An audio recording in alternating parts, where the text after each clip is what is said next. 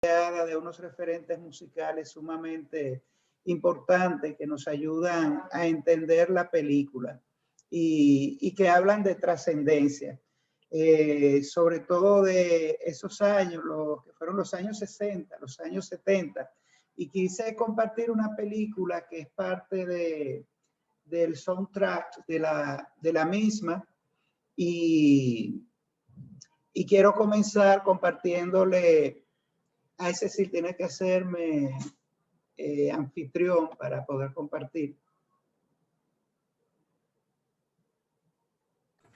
Bueno, pues vamos a darle las buenas noches a todos los presentes y la bienvenida a Lenín Paulino para que iniciemos el Cineforum de esta noche con la película La Noche de 12 años. Y vale decir, Cecil, que esta es la primera película de un ciclo de 3 que tratan el tema del encarcelamiento.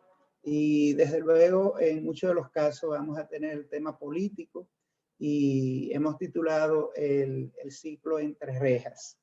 La pérdida de la libertad, una de las condiciones más tristes, una de las más tristes de todas las variables que pueden pasar en la vida. Entonces voy a compartirle, como le decía, una canción que le va a hacer mucho sentido a todos los que estamos aquí, y es El Sonido del Silencio de Paul Simon, un artista que la calidad de su música y la narrativa de su música necesariamente hizo que muchos directores pusieran sus ojos en sus trabajos.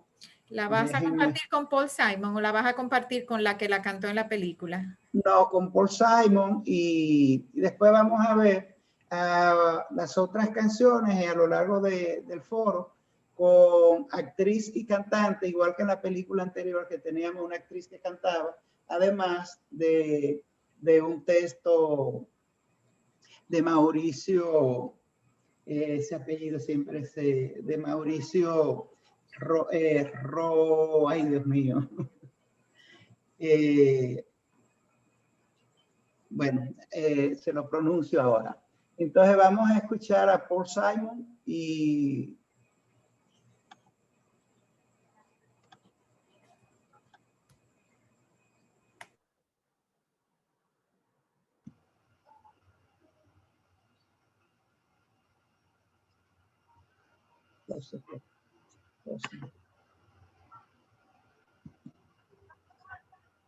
No estás compartiendo el sonido, Lenín. Uy, perdón. Voy a volver a compartir. Restless dreams I walked alone,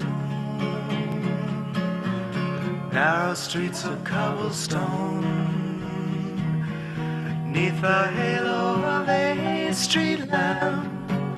I turned my collar to the cold and damp, when my eyes were stabbed by the flash of a neon light that split the night and touch the sound of silence. And in the naked light I saw 10,000 people, maybe more, people talking without speaking, people hearing without listening, people writing songs that voices never share, and no one dare disturb the sound of silence. Fool, said I, you do not know, silence like a cancer grows.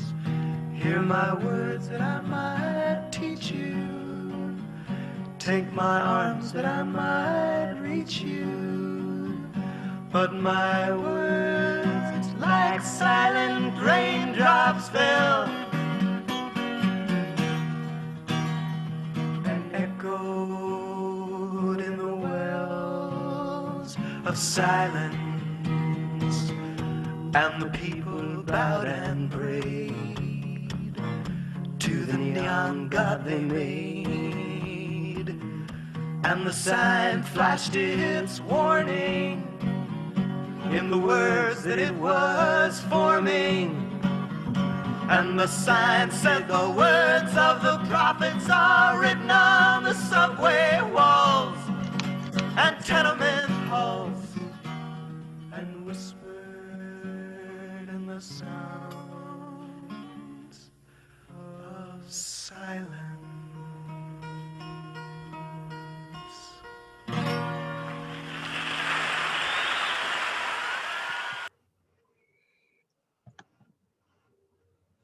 Anda para acá.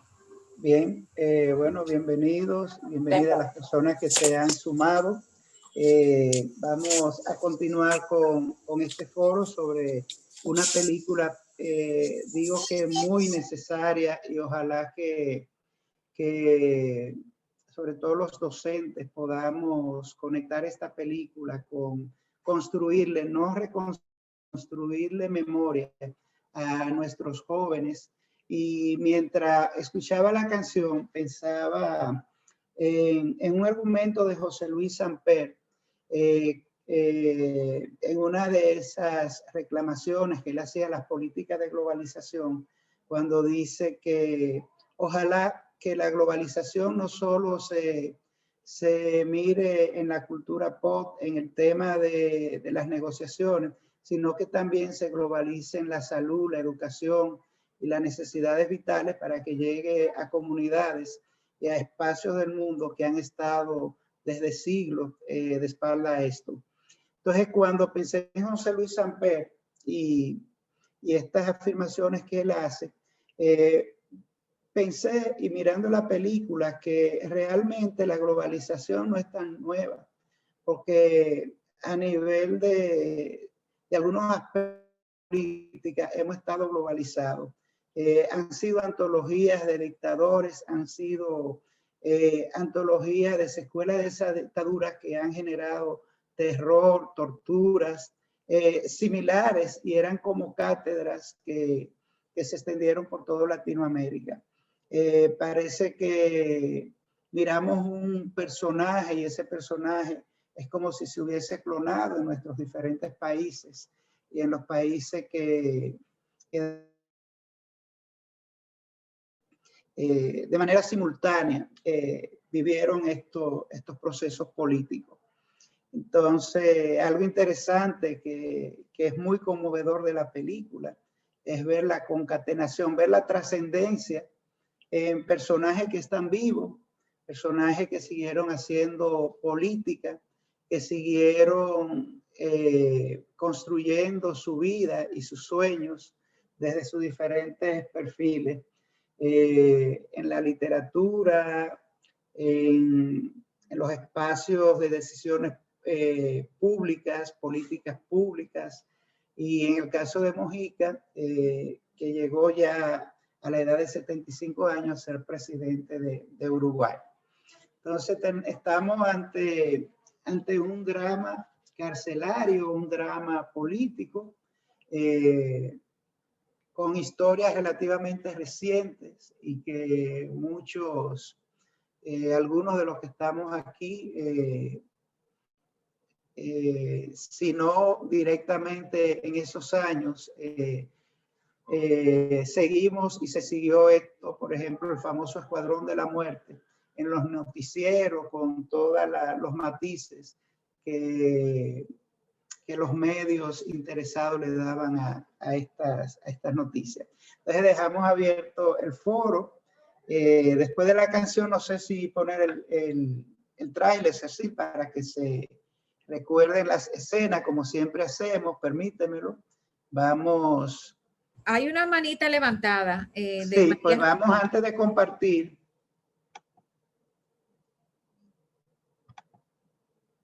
Voy a dejar de compartir para que escuchemos a esta persona.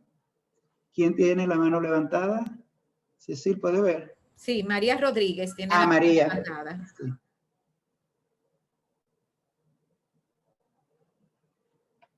Sí. Pues puede ser que haya sido por error, entonces. Si tú quieres, comparte el tráiler. Bien.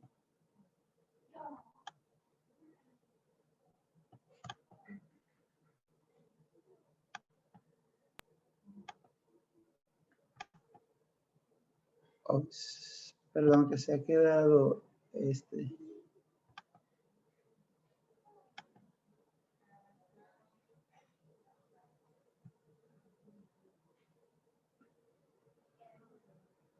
A cabo por la Jefatura de Policía de Montevideo, resultó gravemente herido un sedicioso. El desconocido resultó ser José Alberto Mujica. ¿Cuál es su nombre? José Alberto Mujica. Eleuterio Fernández Huidobro. Mauricio Rosenkopf. Estos tipos no pueden hablar con nadie. Y nadie puede hablar con ellos. Son sediciosos subversivos. Traidores a la patria. Perdieron la guerra, Pepe. Ustedes ya no son presos. Son rehenes. Por favor, ¿dónde estamos? Papá. Hola. ¿Cómo estás, mi amor? Qué linda sorpresa.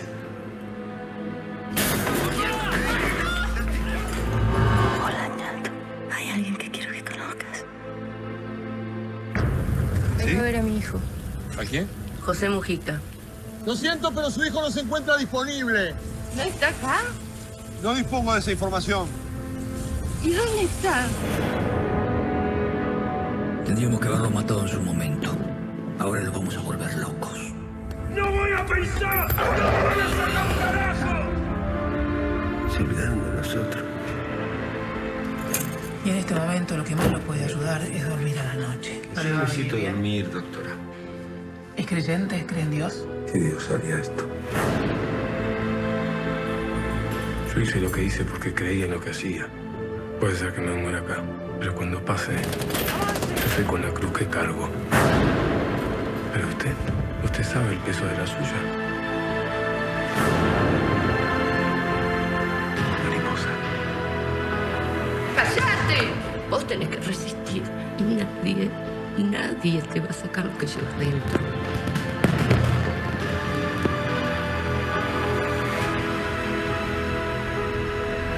Ustedes querían cambiar el mundo. Sobreviva. Falta poco.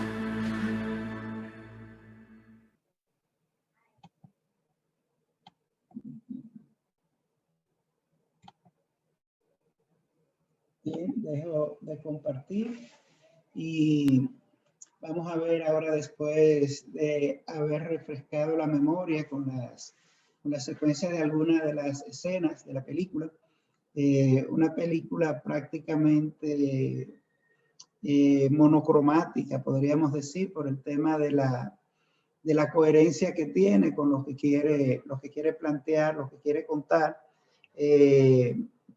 Se siente el testimonio de primera persona en el guión, que de hecho ganó diferentes premios, incluyendo el Goya. Yo insisto en los Goya por el tema de las territorialidades de los espacios cinematográficos. El Goya es para los españoles como el Oscar de los norteamericanos, u otros premios que se presentan en diferentes comunidades cinematográficas del mundo. Y está inspirado en el libro Historia del Calabozo. Ahora sí, Mauricio Rosenkopf. Lo que pasa es que es un apellido que incluso se adaptó en Uruguay. Y Eleuterio Huidobro, que son de los dos presos que acompañan a Mujica, 3 de los 9 que vieron vinculados con el tema de los Tupamaros. Entonces, es una adaptación de ese libro que está escrito, como su título lo dice, memoria de ese encarcelamiento horrible que se extendió por 12 años. Entonces, ahora sí vamos a escuchar los comentarios y la medida en que esta película impactó a las personas que nos acompañan aquí y que ya son asiduos con nosotros. ¿Sí? Este tema son temas fuertes y son temas que siempre van a plantear crisis con esto de cómo se vulnera la libertad de las personas. Y sé que aquí van a salir unos temas y ojalá que algunos debates ideológicos con la esencia de la película y esta guerrilla urbana que necesita de que la historia la recoja y la analice. Nosotros también tuvimos nuestra especie, no con ese nivel de estructura, de detonante de guerrillas urbanas y que evolucionan de una ideología, fueron evolucionando de una ideología a definir sus programas y sus acciones públicas y políticas. A ver, ¿quién arranca, rompe el hielo? Vamos a ver. Yo no tengo manita. Ok, Luis, pero nada, usted está ahí en primer plano. Adelante, por favor. Mira, tú dijiste que iba a poner un tráiler de alguna parte. Me gustaría, si se puede, ver el diálogo que él tiene con la mamá y el pleito que ella echa con él. Eso me interesa. Lo otro que se me ocurrió, esa película me llenó de ansiedad, porque yo me pasé la película entera esperando que lo soltaran al tipo. O sea, y es más, yo quería verlo poniéndose la banda presidencial. Y lo tercero fue que se me ocurrió, y lo tuiteé, Le dije al presidente actual, le dije, usted debería invitar a Mujica aquí a que dé una charla. Yo tuve el privilegio de estar en el patio de la Pedro Enrique Ureña, en el patio, porque no cabía nadie. Y creo que era a las 3 de la tarde y comenzaron a llegar gente de las 10 de la mañana. Y nada, y compartí con gente, con muchas personalidades, se quedaron en el patio ahí oyendo a Mujica. Nada, para comenzar, para calentarte la pista. Bien, bueno, Luis, no tengo los trailers tan específicos, pero sí es una escena clave y yo quiero hablar de muchas cosas después de tu intervención, comenzando que las actuaciones de las mujeres, aunque son papeles muy secundarios, son estelares, tanto de la madre como de la abogada. En ese momento fue como un momento de tanta luz y de hecho yo pienso, Huidobro es actor, director de teatro, o sea, hay mucha gente de teatro involucrada. De hecho, casi todos los actores, en su gran mayoría, no son propiamente del cine, sino del teatro. Era un distanciamiento necesario y tanto con la paleta de colores de la película, como el estilo de actuación de la doctora, era necesario una paradita porque estábamos agobiados y necesitábamos un poco de esperanza.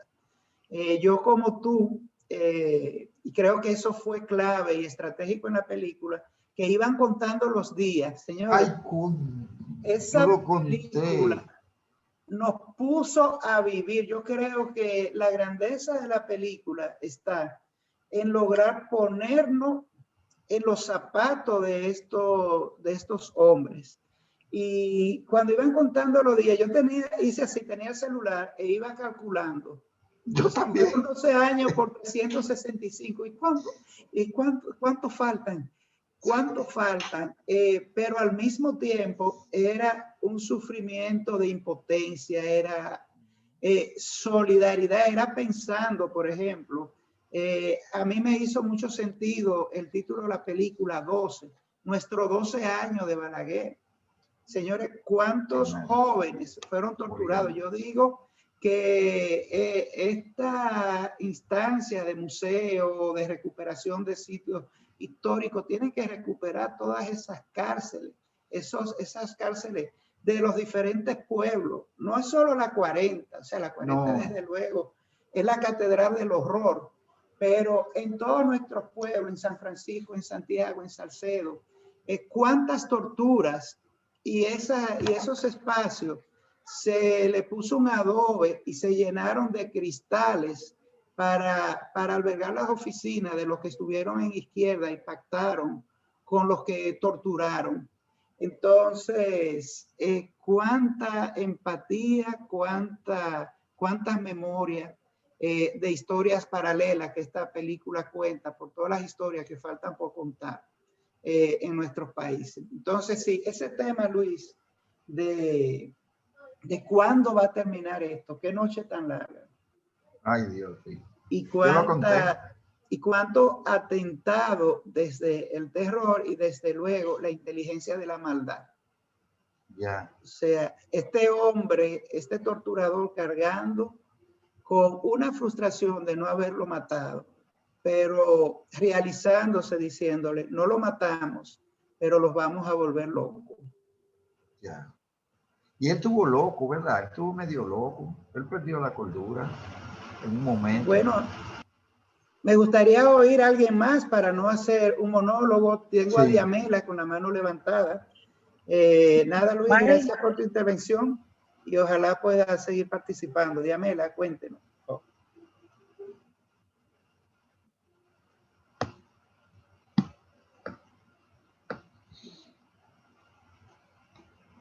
Ya, ok. Sí, tiene su micrófono abierto.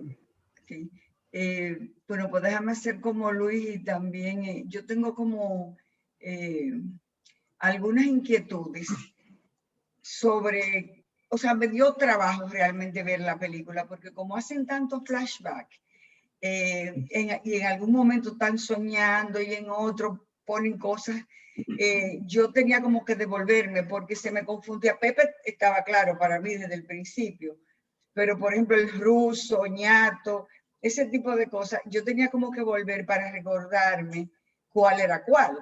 Y de hecho, el preferido mío todo el tiempo fue el poeta, o sea, realmente el ruso, el que le decían el ruso. Entonces siempre tenía la duda de si realmente la esposa, o sea, la que mataron, era la esposa de él para mí. Y él tenía entonces 2 hijas, porque cuando ella fue a dejar la escuela, dejó la chiquita y la otra se tuvo que devolver a buscarle algo a la grande.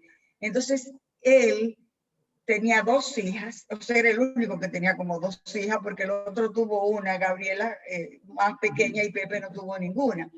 Pero me encantó la actuación, el personaje. Para mí fue preferido, lo preferí a Pepe Mujica y al otro. Definitivamente él fue el mío, el que me agarró desde el principio. Y me encantó los mensajes que decía, la manera suave como hablaba, la manera como se comunicaban con los otros, los poemas que él le mandaba así con los nudillos, el cuento a la niña. O sea, la única vez que yo lo vi desesperado a él fue como cuando el papá parece que estaba vivo con Alzheimer o algo, como que ahí cuando fue a verlo y da la impresión que él fue con la niñita menor, porque era la que le estaban poniendo los lentes. Ahí sí se desesperó él. El único sitio donde yo lo vi realmente desesperado fue en ese momento. Pero divino él cuando se quitaba la venda del ojo y veía así la brisa, sentía todo. O sea, él logró transmitir todo, para mí mejor que Pepe Mujica. Y una pregunta antes de yo cerrar. La cárcel al final, porque eran 9, pero solamente giró alrededor de 3. Esa cárcel al final donde los agruparon a todos esos presos no eran Tupamaros, ¿verdad que no? Porque al final los fueron soltando a todos. Me dio la impresión que si eran todos Tupamaros, entonces fue un montón que quedaron vivos. Y eso tengo la duda. Fue una amnistía para presos políticos. Políticos en general. No solo Tupamaros, presos políticos. No solamente Tupamaros, porque era muchísimo. Perfecto. Gracias, Cecilia. Sí, los Tupamaros eran 9. Pero, como dice Cecil, fue una amnistía para todos los presos políticos. Y muchos de estos presos, la familia no sabía si estaban vivos o no. O sea, ir a este reencuentro era ver si sus familiares realmente estaban vivos, lo mataron o tenían la lotería de que estaban aislados, como el caso de estos 3 hombres. En el caso de Antonio de la Torre, que es el que interpreta a Mojica, es un actor español, todos jóvenes, iniciando carrera, con una o dos películas, pero muy bien posicionado. Me encantó el comentario de Diamela con el tema de los códigos de comunicación. Este y otros tipos que se utilizan en la cárcel, de hecho, es el punto central de nuestra película Carpintero, de José María Cabral, que se centra en este sistema de códigos de toque tipo Morse para establecer comunicación de una celda a otra. Y ese fue otro momento traumático cuando ya ellos habían roto esa barrera de comunicación, creando ese código, cuando lo ponen en esa especie de catacumba, que parecían catacumbas coloniales, alcantarillas, con el tema de los ratones. También me gustó mucho que no exageraron esto, no lo convirtieron en los esquemas morbosos de la película de terror, sino la realidad. Ahí se le tronchó el sistema, porque ya estaban en unas calabozas mucho más gruesas y con unos materiales que no permitían la expansión acústica. Yo me puse a leer sobre el tema de este encarcelamiento tan largo, y uno de ellos, me parece que era Huidobro, contaba que ellos se pasaban tanta hambre que se comían las moscas y que llegaron a considerarlas grandes delicatessen, que ellos se hacían la idea de que eran pasas y se comían las moscas. O sea, pero tiene unas cuantas escenas que rompen con la tristeza, que me parecieron muy bonitas. Con Diamela voy con el asunto del ruso de Mauricio Rosenkopf, cuando le escribe las cartas a la novia del guardia. Honestamente, a mí me pareció que él las disfrutaba de verdad, o sea, que era un escape para poder usar su creatividad como poeta. O sea, no era solo como para ganarse al guardia, sino que realmente yo pienso que él estaba disfrutando de hacer eso. La otra escena que me gustó fue cuando le descubren el escrito que tenía descifrando los códigos, y el tipo, como un tigre, se sale del apuro diciendo que era una cuestión de la ruleta y la probabilidad de ganar y de que si yo qué, patatí. Oye, pero qué tigre, qué bien. Sí, bueno, hay que entender, por ejemplo, en el caso de Mauricio Rosenkopf, era escritor. De hecho ya él tenía varios libros publicados al momento de este evento, y cuando sale de la cárcel, toda esta necesidad de escribir que estuvo ahí reprimida, yo me preguntaba, no habían vuelto a leer, no habían vuelto a escribir, no veían la luz. ¿Cuánto atrofiamiento podrían tener estas personas? Y sin embargo, cuando él sale, comienza una vorágine de publicaciones, de libros que están ahí, y que están separados por la frontera de esos 12 años, pero estamos ante un hombre que era una necesidad vital. Por eso, cuando él tenía ese contacto con el papel, con esta estrategia de escribir papel y lápiz, y mira lo que hace con el jabón también, con la pasta de jabón, que hace como estos jeroglíficos grabados en la pasta de jabón. Y estamos ante unos personajes con una formación intelectual, con una práctica profesional, y una ideología que pasó por distintas etapas y desde luego aterrizada con las ideas de marxismo y conectada con cierto pensamiento anarquistas. Entonces, Lenin, ¿sí? ¿me permite decir algo? Por favor, bienvenida. En la misma línea que habla Cecil, yo sé que se me hizo un poquito tarde llegando del trabajo, pero una escena que para mí no se nos debe quedar sin mencionar es cuando él manifestó que iba a conocer su hija por primera vez, y el compañero, a través de los códigos de señales de tocando la pared, le contó el cuento, porque él le dijo, yo ni siquiera sé un cuento para decirle a mi hija, y la forma tan magistral como que cuando él le cuenta a la niña el cuento. Entonces, para mí, es cierto que fueron 12 años muy difíciles, pero Dios les dotó de una sabiduría y un discernimiento para que esa mente mantuviera en cordura, que durante toda la película podemos ver que eran personas muy inteligentes, muy inteligentes. Porque para mí, eso de contarse el cuento para que lo puedas contar a tu hija, fue para mí una escena muy emocionante. Muy bien, y yo advertí un Aquí, poco Mayra. como... Sonia, ¿terminamos? ¿Sí? Era yo, Mayra. Ah, Mayra.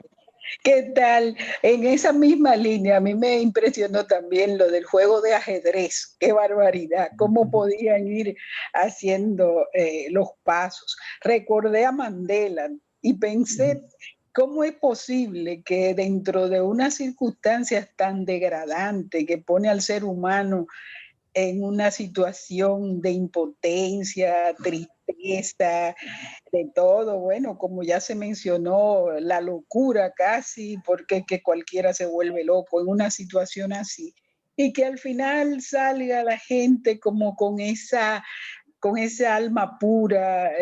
Los mensajes que ahora se oyen de José Mujica siempre son de paz, de amor, de confraternidad, humanismo, y entonces, y habiendo vivido situaciones tan duras, eso aparte de todo lo que ha dicho todo el mundo, esa parte, Sí. también la mamá, Sí, que tan fuerte, que era vasca, y yo creo que ella le dio a él como ese impulso para no volverse tan loco, que sí, ese apoyo de su mamá también fue importante. Sí, Bueno. la madre, ay, perdón. No, sigue, la madre, perdón, Sonia, ¿quiere Ajá. aportar algo? Sí, adelante. Que lo que Mayra decía del aislamiento esos 12 años, yo tuve en agosto que durar 7 días aislada, casi 8, aislada en UCI por COVID. Y yo no quiero ni imaginar lo que hubiera. Yo casi me vuelvo loca, y eso que pude ubicar mi mente en trabajar, en hacer muchísimas cosas que me permitieron en la habitación estar. Pero yo no me quiero imaginar 12 años completamente sola y de pie, porque al principio, recuerden que ni siquiera ellos podían sentar. Sí, y bueno, era como yo decía, es como la inteligencia del horror. O sea, todo era planificado. O sea, la historia de las torturas, de las dictaduras, como la hubo en la Edad Media con las inquisiciones, eran cosas, incluso con grandes asesores a nivel de tecnología. O sea, ese tema del ultrasonido, que llegó un momento que él mismo decía, no quiero pensar. ¿Cómo hago para no pensar?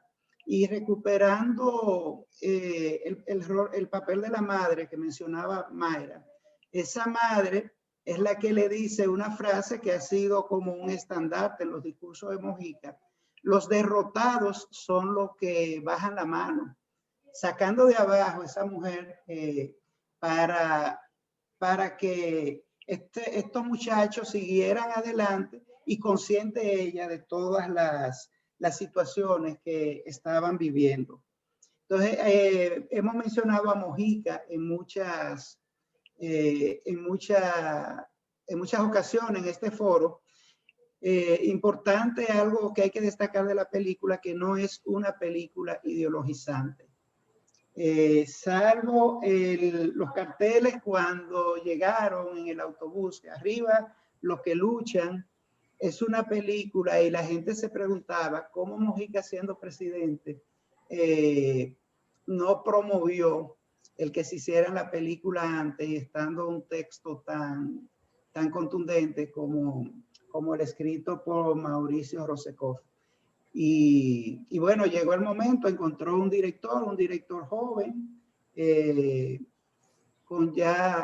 con dos largometrajes realizados, que esta no es su ópera prima, y sale una película exitosa que ha sido muy aplaudida, premiada, y sobre todo que con mucha delicadeza y con un sentido muy artístico cuenta una historia que, como decía ahorita, creo lo más contundente de la película es la magia con que nos pone en los zapatos de estos prisioneros. Tenemos a Doña América con la mano levantada. Doña América tiene la mano levantada. Esperada su participación, Doña América. Bien, nuevamente gracias por permitirnos este intercambio. En términos de la película, a mí me faltó algo dentro de la concepción del guión. Y es que para la generación que estamos ahora compartiendo, conocedores de los últimos años de América Latina, la película, guardamos el contexto. Pero yo me pondría en los ojos de un joven de 15 a 20 años que no tenga referencia de los años 70, 80, ¿qué le dice la película? La película le dice probablemente, y allí viene mi reflexión, de la capacidad del ser humano para resistir frente a la adversidad. Pero esa misma capacidad solo se puede entender por la motivación interna que cada uno tenía, por la convicción de ideales que está ausente en la película, para mí. Y eso me gustaría que lo intercambiáramos en ese sentido, porque ¿qué va a pasar dentro de 5 o 10 años o para otros públicos que no tengan el contexto? Entonces, para mí, faltó, sin ideologizar, como tú dices, Lenny, pero sí un contexto. Entonces, ¿qué vemos? Unos prisioneros y una autoridad que está visibilizada por los militares. Y otro elemento que ya lo mencionó, que me parece clave en la película, la comunicación es fundamental en el ser humano. Y la represión no está solamente en el aislamiento físico. La clave del aislamiento físico es la imposibilidad de comunicar. Y la comunicación, que ellos la logran a través de la magia de los golpes, queda ausente porque no leen nada, no escuchan nada, están vacíos, es decir, se están volviendo locos. Y esa resistencia del ser humano se ve en la película. Esa es la resistencia que se ve. Pero la motivación no se logra ver. Por otro lado, queda como muy clave lo que ya comentaron, el papel de la familia. Ellos nunca se sintieron solos, nunca. Incluso los sueños que ellos tienen, entonces es con su mamá, con su mujer, con su novia, con sus hijos y con sus compañeros, porque eran un grupo. Se ven en el bar, se ven riendo, se ven dialogando. Es decir, nos está planteando la película que la comunicación es fundamental en el ser humano para la sobrevivencia contra la adversidad. Y por otro lado, y con esto terminaría, que sí, efectivamente, igual vinculándolo con el contexto, en Netflix hay un documental del Pepe. El Pepe, sí. El Pepe explica lo que pasó, es decir, vendría a completar, y en ese documental aparecen los tres, el poeta, el ministro de Defensa, antes de que muriera, porque murió en el 16, y él. Es decir, cómo la amistad perduró a pesar de todas las adversidades, y ellos se mantuvieron juntos. Y sí, el papel del poeta es una maravilla porque nos dice de otra cosa. En el ser humano trasciende incluso las concepciones, ideas que uno pudiera tener, porque el amor es un hecho común. Y en lo que él le ayuda es a conquistar a la mujer con la que después tuvo 4 hijos. ¿Estás ahí el comentario? Sí, gracias, doña América. Coincidimos con usted con lo importante que es para entender el drama, el tema de la incomunicación y cómo se atacan la anulación de todos los sentidos. Ellos estuvieron vendados, no podían hablar con nadie, quienes los tenían contacto con ellos no podían hablarle, o sea, no podían oír. Cuando ellos escuchaban una canción, esos fueron hitos de la película, o cuando hacían esa especie de voyerismo auditivo, escuchando las conversaciones de los carcelarios.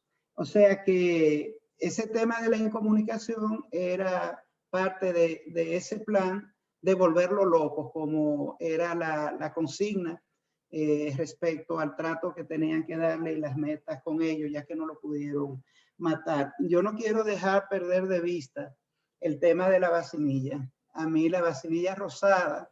Yo estaba esperando que tú lo dijeras.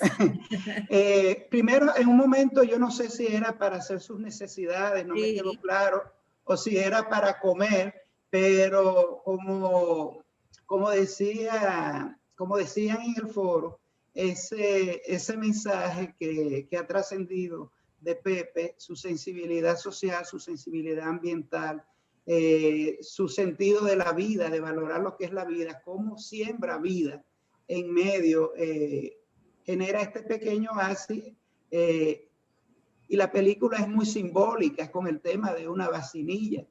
La mamá en un momento dice, la madre le dice, yo soy una mierda, y entonces este hombre está sembrando una flor de la mierda en este espacio grotesco, en este espacio de horror, y sale con la plantica florecida, y eso habla de mucha esperanza. Era su posición más preciada. Fíjate que él supo negociar, porque no se la iban a dar lo que su mamá le llevó, la hierba, me imagino que sería mate, no sé, la hierba y la vacinilla. Y cuando él vio que no se le iban a dar, se volvió loco y empezó a vociferar y a decir, y logró ese trato preferencial, entre comillas, denunciando lo que sabía del carcelario, ¿verdad? Del militar. Consiguió que le devolvieran su vacinilla, pero eso era su posesión más preciada. Fíjate que fue ya cuando le pusieron por fin una celda con inodoro, que él entonces sembró la matita en la vacinilla. Sí. Y salió con aquello como si fuera un trofeo. O sea, jamás iba él a dejar esa vacinilla con esa matita ahí, porque eso era lo más preciado que él tenía. Yo vi unos comentarios que Mujica hizo sobre la cuarentena, sobre lo que la gente se quejaba de estar trancado. Y él explicó, ahí me voy con la amiga, fue Sonia, ¿verdad? La que estuvo interna. Sí. Que ella decía que con 7 días se estaba volviendo loca. Y él hablaba y decía, yo estuve 12 años encerrado, haciéndome arriba, decía, haciéndome arriba, con poca comida, sin ver la luz, sin escuchar nada, sin hablar, y yo sobreviví. No me digan a ustedes, a mí, que ustedes no pueden sobrevivir, aislarse un tiempo por el bien de todos. Yo lo traté de buscar para ver si lo podía compartir hoy, pero no lo encontré. Ok, Cecil, yo pienso que podemos compartir una cancioncita. Es la canción, bueno, lo interesante es que en esta película llegan colaboraciones de los personajes reales. Por ejemplo, Mauricio escribió esta canción que es parte de la película, Plumita, que la interpreta Silvia Pérez, que es una de las actrices de la película, y estoy diciendo mucho película, y que también es cantante. Así, si me permiten, le voy a compartir esta cancioncita es bien breve, pero es parte del soundtrack de la película. Vamos aquí, un minutito.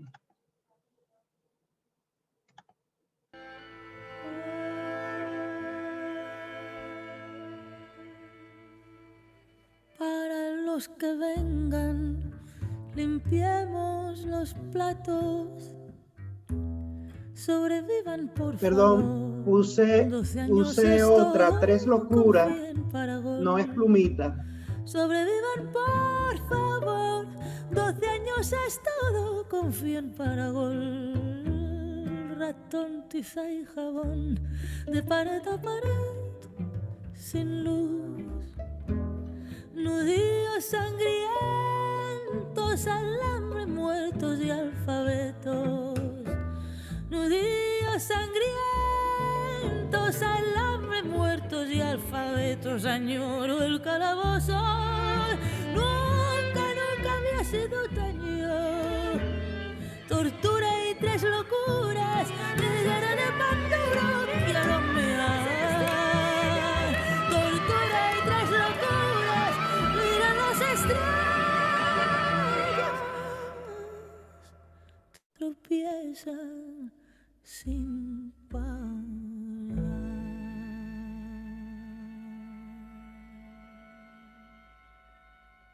Plumita, plumita.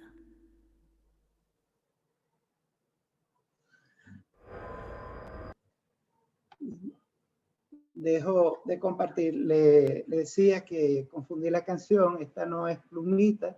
Podemos escuchar Plumita de una vez para hacer el distanciamiento necesario y que podamos...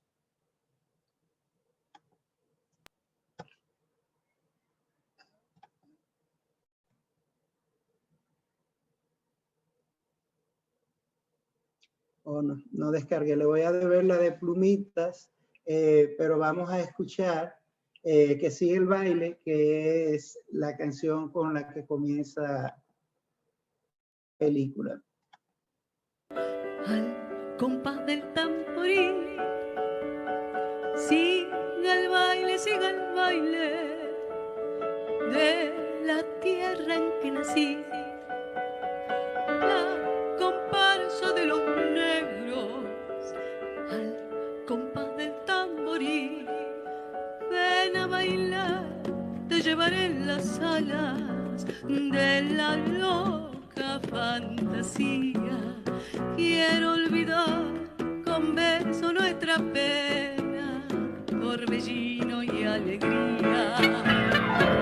Siga el baile, siga el baile de la tierra en que nací.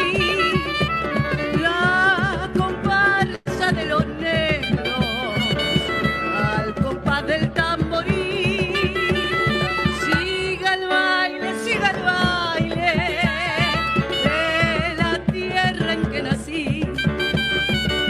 La comparsa de los negros, al compás del tamboril. Ven a bailar, te llevaré en las alas de mi loca fantasía. Quiero olvidar con beso nuestras penas, torbellino y alegría. Siga el baile de la tierra en que nací. La comparsa de los negros, al compás del tamboril. Opa, opa, y al compás del tamboril. Opa, opa, y al compás del tamboril.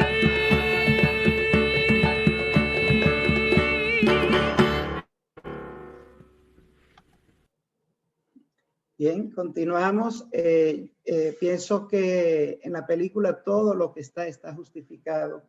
En este momento de tensión, como comienza la película con esa síntesis, contextualizando lo que vamos a ver, hay una emisora de radio y una oyente está pidiendo esta canción. Sigue el baile de los negros. Es como, esto está pasando de las otras gente, del etcétera. ya este ejército de la muerte se desarticuló. Los que no murieron están presos y nosotros nos encargamos de ellos. Que se siga la fiesta. Aquí no ha pasado nada. Y bueno, la música, como decía, con muchas colaboraciones, música con unos referentes simbólicos muy fuertes. Comenzamos lo que llegaron después que comenzó la actividad con la canción del silencio de Paul Simon, que ilustra perfectamente lo que fue el drama que vivieron. Entonces, después de este momentico musical, vamos a seguir participando. Muchas cosas que todavía nos quedan por comentar de la película y personas que yo sé pueden aportar mucho a este foro, que no han hablado. Te están pidiendo que compartas el enlace de esas canciones. Ah, por favor, sí, vamos a hacerlo por el chat. Antes de comenzar la reunión, estuvimos conversando con Doña América. Como ella decía que, o sea, nosotros aquí, como, ella tiene la sensación de que aquí la historia se limita bastante a Trujillo. Pero para ella esto era parte de la historia que se hablaba, que se conocía, la rebelión de los Tupamaros, del Movimiento de Liberación Nacional. Yo no sé si Doña América le gustaría compartir también un poquito sobre eso, que me pareció a mí muy enriquecedor. Bien, gracias, Cecil. Mi comentario en ese sentido era que América Latina, 60, 70, 80, un continente comunicado, la gente se comunica mucho. El Caribe está un poco, el mar nos separa. La realidad dominicana está bastante focalizada en Trujillo y es muy bueno que así sea, extraordinario. Pero el referente del gobierno dictatorial comienza y termina con Trujillo. Y por otro lado, la gran mirada, y decía Cecil, está como opuesto en Cuba y no necesariamente en Puerto Rico, por ejemplo. Es decir, Puerto Rico no es un referente, Cuba es un referente, como lo opuesto. Pero en América Latina es como sentir en otro ambiente. Es bastante comunicado porque en el caso, y les refería, de Uruguay, los que no estuvieron presos es porque escaparon de Uruguay. Se escaparon, hay fronteras, se fueron por Argentina, se fueron por Brasil y llegaron, se dispersaron. Y esa gente llegó Perú, Ecuador, Colombia, en fin, se diluyó. Pero había relación, se sabía dónde estaban, quiénes eran, jóvenes, todo el mundo en esa época. Una vez uno es joven, estábamos hablando de los 70. Y se conocía quiénes son, dónde están, y se les ayudaba. La solidaridad era un hecho muy cotidiano. Yo creo que ese tipo de cosas se han perdido probablemente, yo ya no sé por qué. La historia, afortunadamente, de América Latina cambió, y la de República Dominicana, por supuesto. Y mi punto de reflexión era el siguiente, que lo que debemos apreciar esta vida democrática con todos los conflictos que tiene, obviamente, es algo que uno lo tiene que aprender a valorar mirando el pasado. Aquí, no solamente aquí de Trujillo, pero más allá de Trujillo también. Entonces, a eso me refería, y yo quiero retomar una reflexión de Lenin, el tema de las cárceles.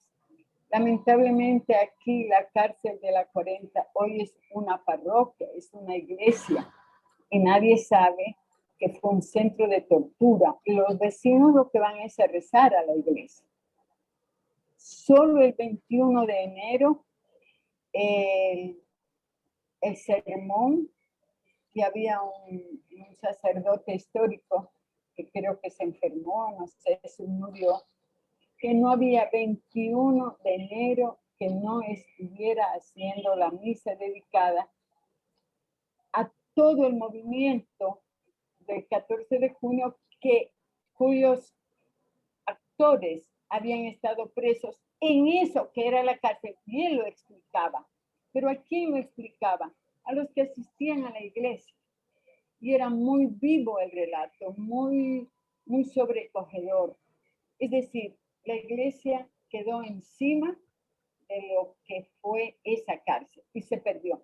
Y en la actualidad, la Victoria tiene un reto. La Victoria se modernizó y se cambió. Cuando cambia, también pierde el rastro histórico del centro de tortura que lo fue, igual que la 40. Pero hay un planteamiento del Museo de la Memoria que está pidiendo al gobierno actual que en la Victoria se destine un área para recordar lo que fue la Victoria en la época de Trujillo, que se convierta un ala de la cárcel en un museo. Yo no sé si va a tener eco o no, pero la solicitud está hecha. Y a propósito de lo que decía Lenny, yo creo que eso es válido para la memoria presente y sobre todo de las futuras generaciones. De ahí queda mi comentario. Gracias. Gracias, doña América. Sobre el primer punto que usted habla de lo que fue el éxodo de América Latina, consecuencia de las dictaduras, esa antología de dictaduras que vivimos.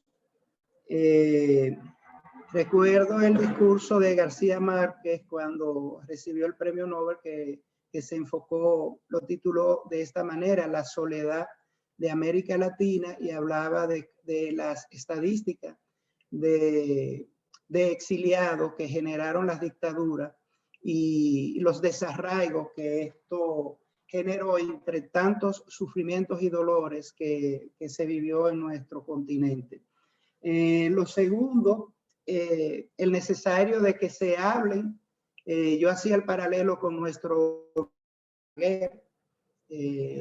jóvenes de todos los extractos, de diferentes edades y contextos sociales, que perdieron la vida y fueron víctimas de torturas como esta, porque eran catálogos de tortura que estaban socializados y difundidos con el perfil de las dictaduras. Algo en lo que se ha reflexionado, porque tanto hablar de Trujillo con el necesario de que contemos nuestras historias. Yo decía, es que no se trata ya de reconstruir la historia, es de construirle a los jóvenes las historias, que se han dado las brechas generacionales y que en las escuelas se habla al mínimo. En los proyectos culturales, ¿cuántas películas tenemos nosotros sobre esto? Hay un texto maravilloso que tiene, un texto dominicano que lo equiparo a este texto que sirve de base a la película, que es la novela El olor del olvido de Freddy Aguaviva. De hecho, cuando yo leí esa novela, y que trata sobre el secuestro del agregado militar de la embajada norteamericana, y todo esto que terminó con la muerte de Moreno en Bruselas, del Moreno en Bruselas, yo lo vi como un guión cinematográfico, y de hecho se sometió a unos fondos en Brasil, ganó el premio. No sé qué ha pasado, porque incluso se comenzó a hacer el casting y ya hace un tiempo de esto, y hemos estado esperando noticias de la película. Pero uno de los argumentos, bueno, los Trujillo es más lejano, los 12 años de Balaguer, toda esa gente andan enganchados ahí. Nuestra intelectualidad están empleados, son funcionarios. La perspectiva, la memoria, una de las formas de construirla de manera más tangible es con esos patrimonios tangibles, los lugares, los sitios históricos, los museos, sitios que podrían hacerse.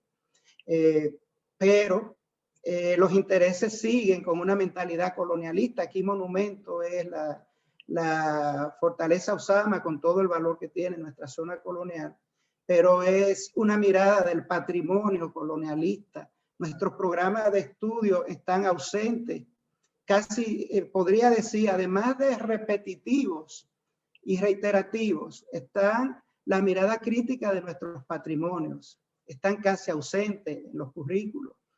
Y los abordajes mucho más críticos. Entonces, tenemos ahí material suficiente para poner en valor una parte de una historia que ya se va quedando un poco atrás, porque estamos hablando de 50, 40 años, que después el trabajo va a ser muy difícil de hacer, sobre todo con los testimonios vivos que todavía tenemos de esa época. Es fascinante realmente, sí, la película es maravillosa, con todo lo que nos puso a sufrir. Bien, Alberto, tiene la mano levantada. Adelante, Alberto.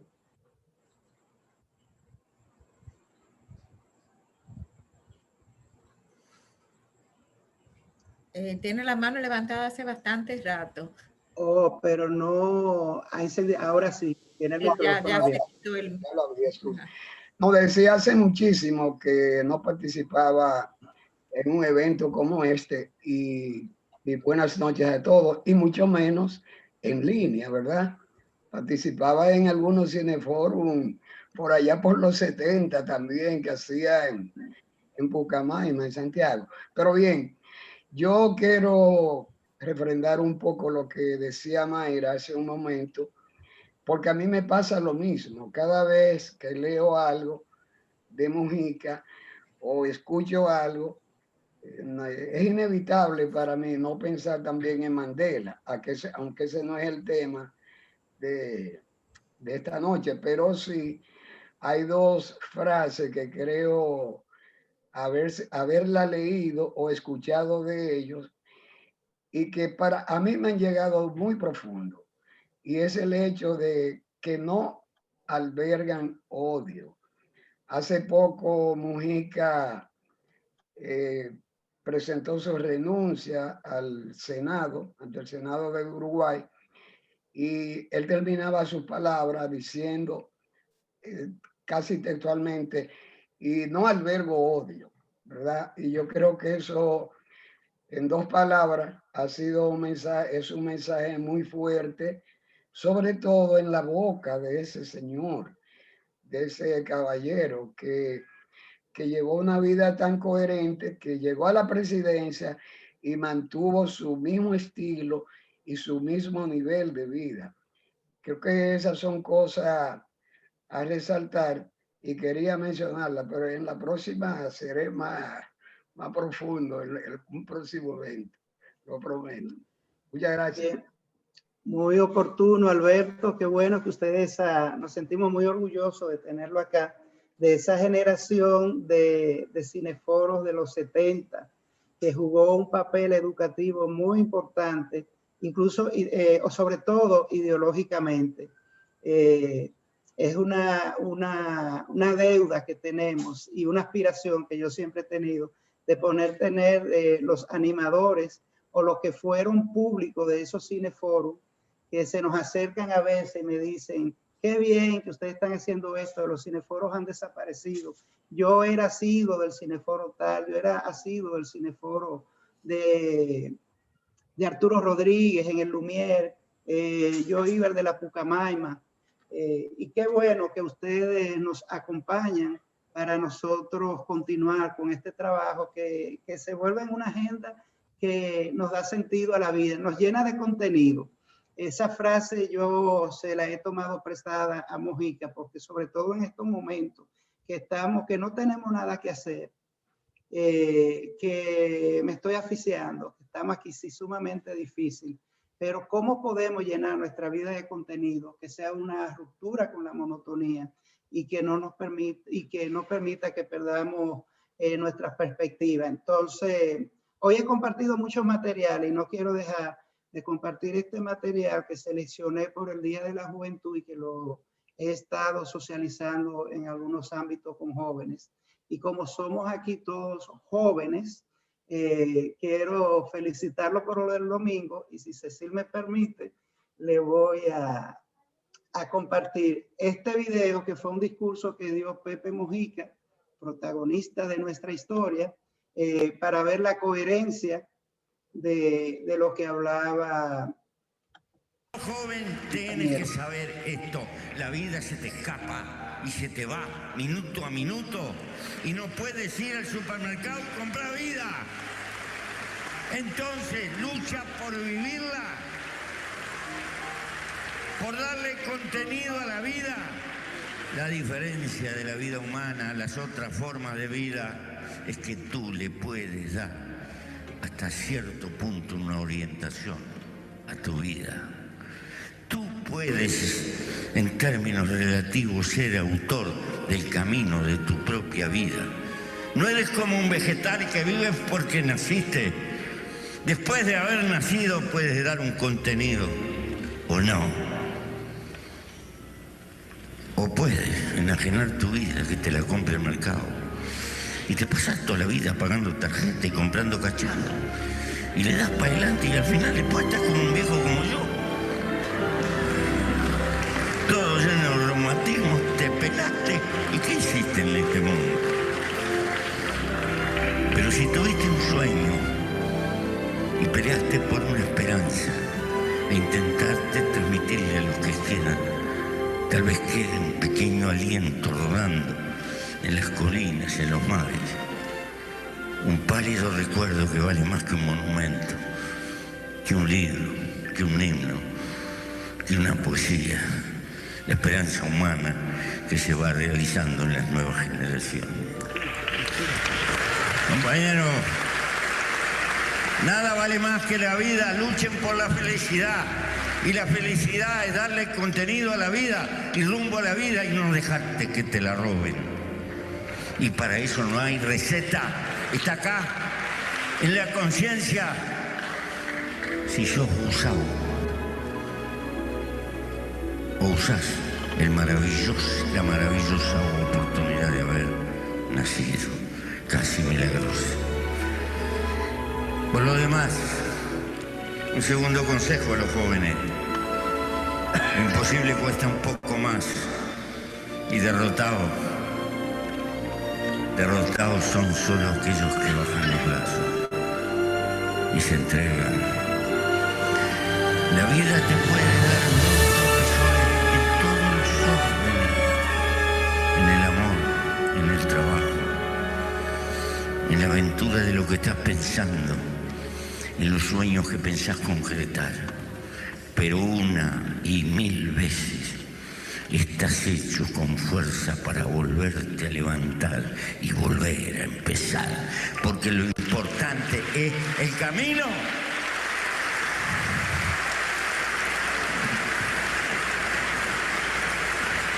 No hay una meta, no hay un arco de triunfo, no hay un paraíso que nos recibe, no hay odaliscas que te van a recibir porque moriste en la guerra, no. La quedaste y punto. No, lo que hay es otra cosa. Es la hermosura de vivir al tope, de querer la vida en cualquier circunstancia y luchar por ella e intentar transmitirla. Porque la vida no es solo recibir, es antes que nada dar algo de lo que tenemos, y por jodido que estés, siempre tenés algo para darle a los demás.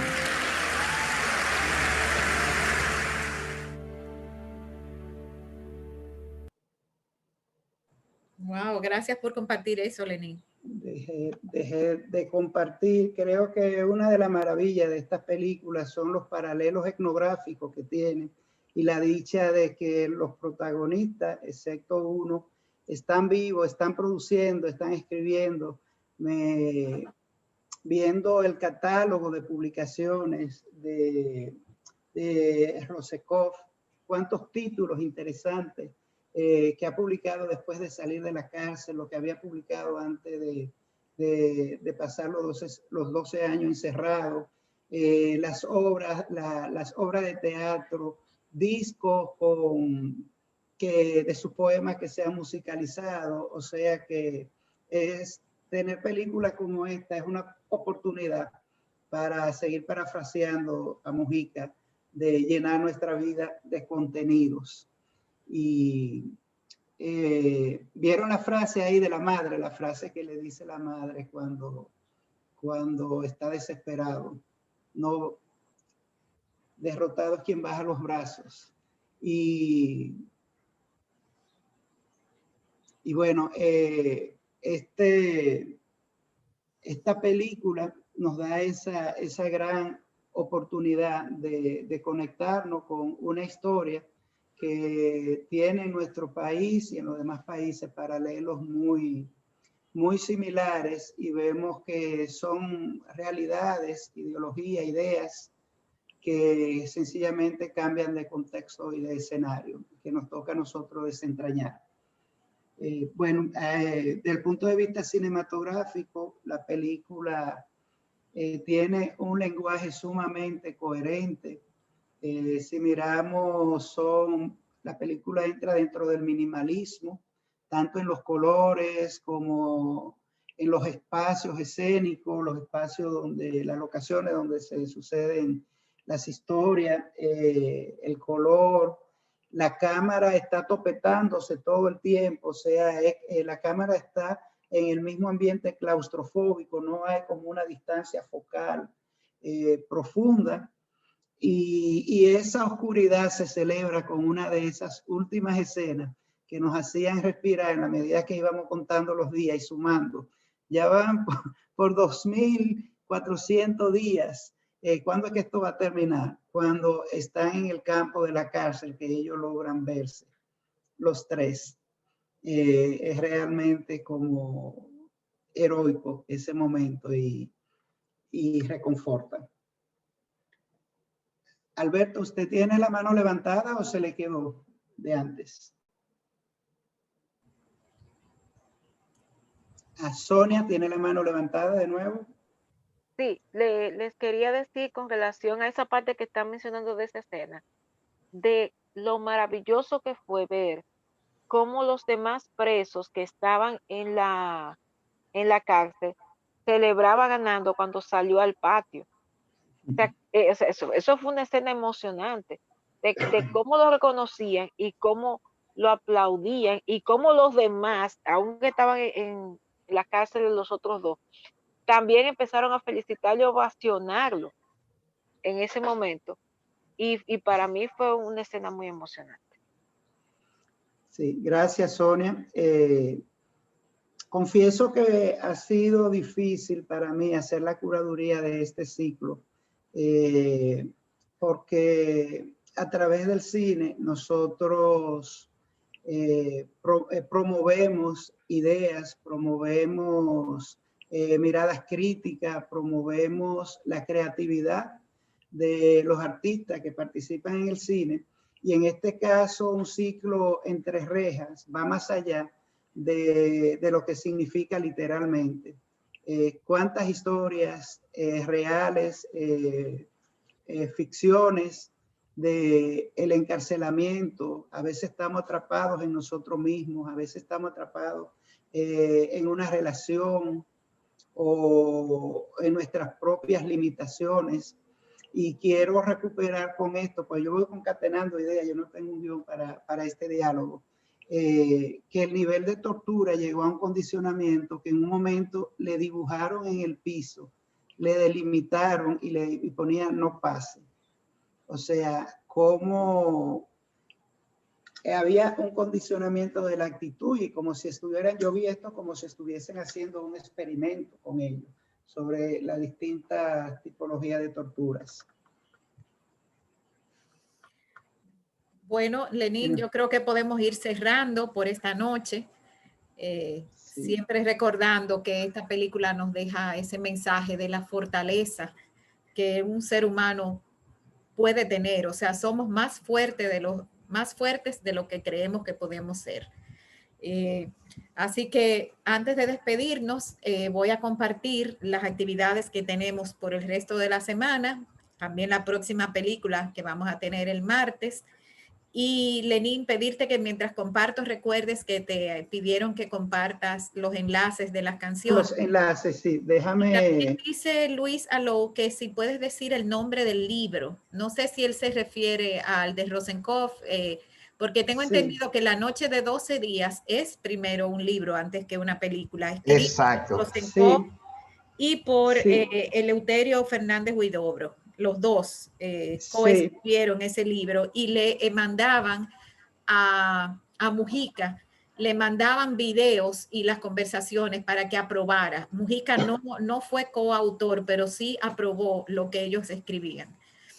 Sí, el libro se llama Memoria del Calabozo. Memoria del Calabozo, sí. Sí, Mujica se mantuvo bajo perfil, tanto en el proceso del libro como en el de la película, pero Venecia hizo todo lo posible porque él estuviera ahí, eso fue apoteósico, o sea que realmente hay un respaldo testimonial, no solo de quienes lo escriben, sino como tú bien dices, Cecil, el acompañamiento que Mujica hizo como otro de los actores del proceso.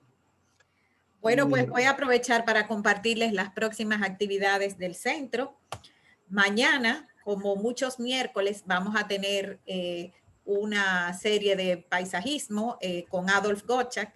En esta ocasión vamos a repetir una que ya hicimos, que era cómo reproducir plantas a partir de la compra del supermercado.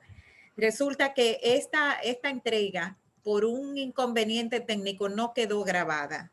Y son tantas las personas que me han pedido que las repitan que vamos a complacer peticiones.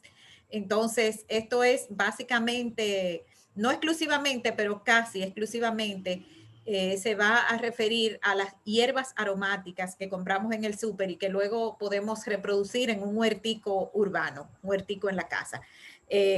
Adolf va a mejorar esta presentación, la va a completar mejor con respecto a la anterior, o sea que si no la vieron y les interesa, pues aquí está de nuevo. El jueves tenemos una charlita sobre sociales, se llama la geografía económica.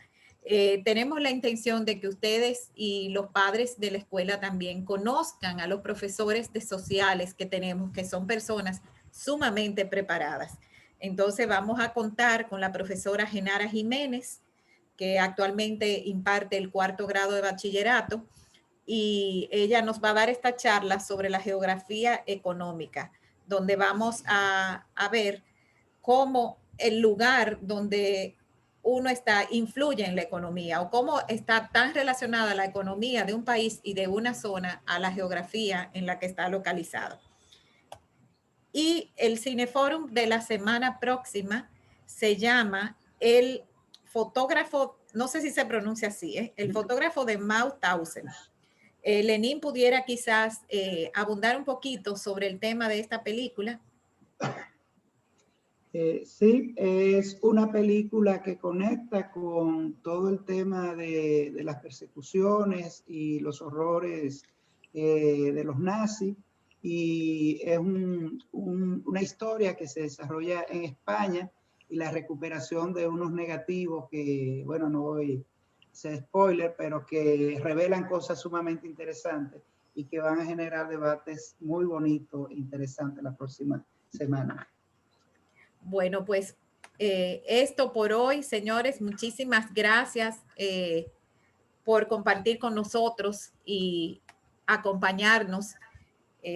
Nos vemos la semana que viene. Que tengan muy bonita noche. Muchas gracias. Cecil, dame un minutico para terminar de compartirle los enlaces, porque mientras estaba compartiendo no podía buscar las referencias. Aprovecho para decirles, y creo que todos ustedes son ya asiduos a nuestras actividades, pero si hay alguno nuevo por casualidad que quiera dejarme en el chat quiera dejarme su correo electrónico, su dirección electrónica, y si también le interesa que le lleguen por WhatsApp, pudiera también dejarme su número de celular y así recibiría las actividades, la programación de las actividades del Centro Cultural.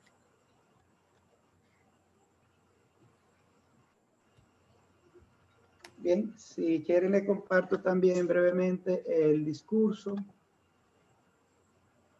Sí, ese discurso, óyeme, no tiene desperdicio, qué preciosidad. Así es.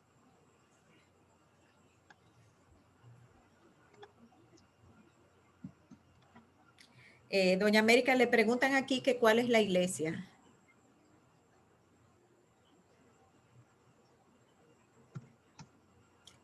Está Doña América con nosotros. Aparece, ya salió. Sí, parece que, si no, Doña América está aquí. Bueno, sí. ¿Sabe cuál es la iglesia, Lenín? Que está sobre la 40. No, realmente no la identifico. Bueno, lo investigamos y se lo dejamos saber para la próxima. Así es. Bueno, Cecil, muchas gracias por... Gracias a ustedes, gracias Lenín, por escoger estas películas para nosotros. Y ya saben que la que viene puede que sea muy dura, pero también va a ser muy interesante. Así que hasta la próxima. Muchas gracias por compartir con nosotros. Buenas noches, gracias.